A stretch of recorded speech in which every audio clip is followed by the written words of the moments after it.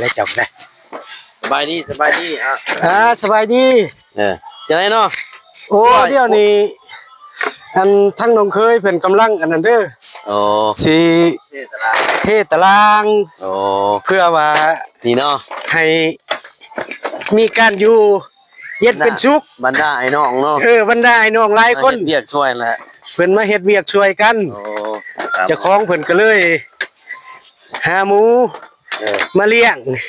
เพื่อเป็นสร้างสรรค์ในการออกแห่งงานร่วมการช่วยเหลือว่าซั่นซะแบบแบบพื้นบ้านเฮาเนาะแบบบ้านๆนี่แหละ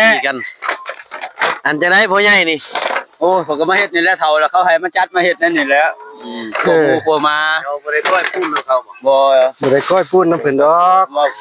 เพิ่นบ่เฮ็ดก้อยปุ้นมันหนักพวกหนุ่มน้อยเขาเฮ็ดอันซื้อเท่าไรหมูนี่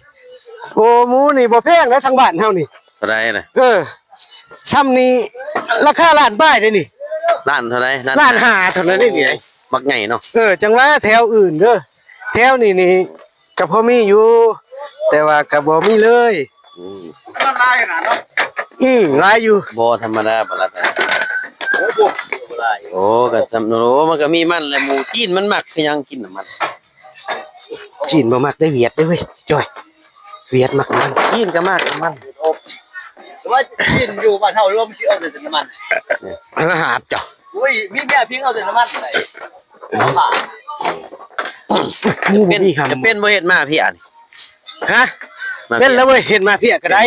ลองเฮ็ดก้อยอันคั่นบางนาวอันละกันน่ะบ่ได้เป็นบ่ได้มันซั่นก็เฮ็ดไปจังได๋ก็ว่าเป็นนั่นแหละเอาใกล้ถือปลาหมูจักบ่ถือแล้วฟอดเนาะปาดไว้กันนะเนาะไว้เลยเคยเฮ็ดอยู่ได้หมูนี่เนาะจะจวดมื้อนี้เนาะสิได้ห้องเพลงอยู่ดอกเนาะได้ห้องแล้วนี่เด้นักห้องนักห้องนักห้องเก่าโอ้ได้จักก้อนเด้เนาะสิห้องบ่เพลงว่าเพิ่นสิห้องจักก็บ่ได้ก้อน2ก้อนนี่แหละก็บ่ได้บางทีก็ห้องโอ้มันสิลีลาถ้าเบิ่งบรรยากาศมันเข้าก่อนเพิ่นว่าอันนี้เด้อพี่น้องเด้อคือว่าเพิ่นได้มาขอหาเครื่องแห้งไอ้น้องเขาเนาะม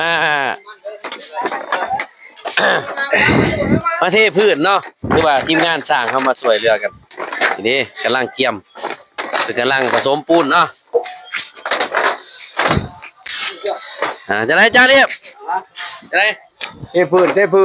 ไอ้น้องมาซอยขาหมูห้องว่าเพลงเลยห้องเมาหนึ่งเนาะขัดหัวหน้าฟาร์มงัวเพิ่งจะมาเด้อหัวหน้าฟาร์มงัวนี่ดิเข้าไปสิกินบ่หมูหัวหน้าฟาร์มงัวไปทำจะถือไปได้เลยครับโอ้โหไปจากเลย